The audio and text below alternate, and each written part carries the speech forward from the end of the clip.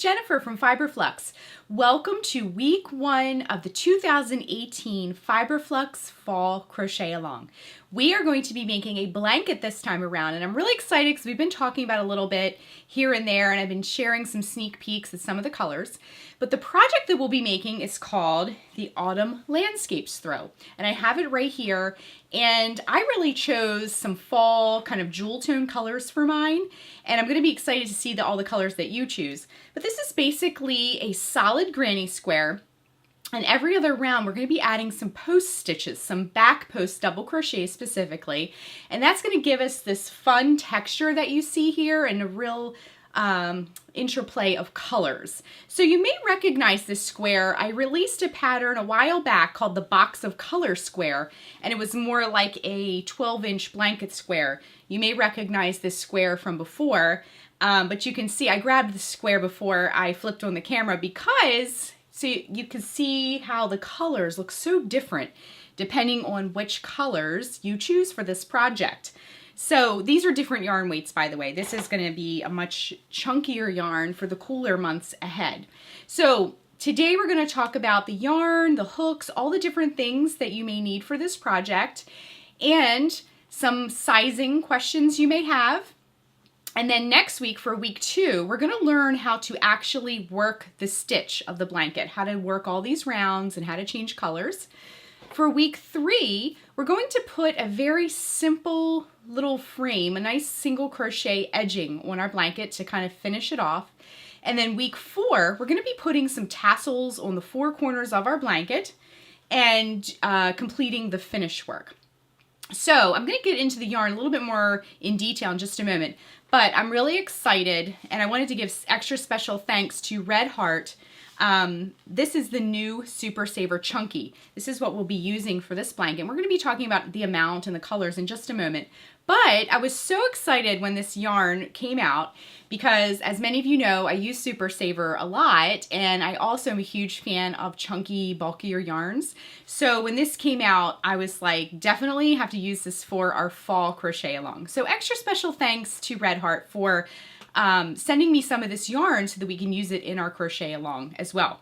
Now, if you are unable to find this yarn, or you'd like to use a different yarn, or you prefer to use something in your stash, I just wanted to share also to look on your yarn label and look for a yarn that recommends the 8mm L crochet hook, which is what we'll be using to make the blanket.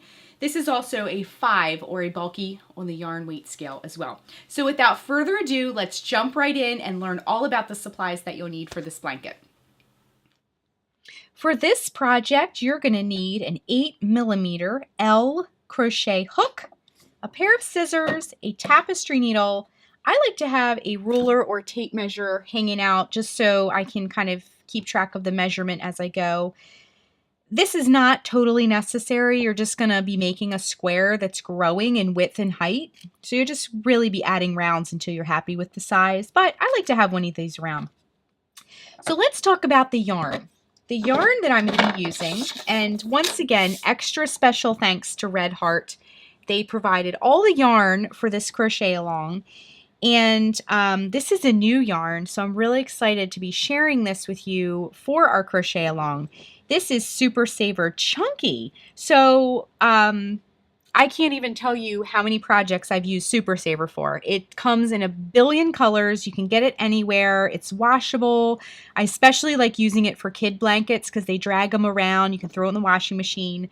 But I also have a love of chunky, bulky yarn. So when this came out and I found out about it, I knew for our crochet along, I definitely wanted to try it. We're going to be using kind of a larger hook, so this blanket is going to fly off your hook.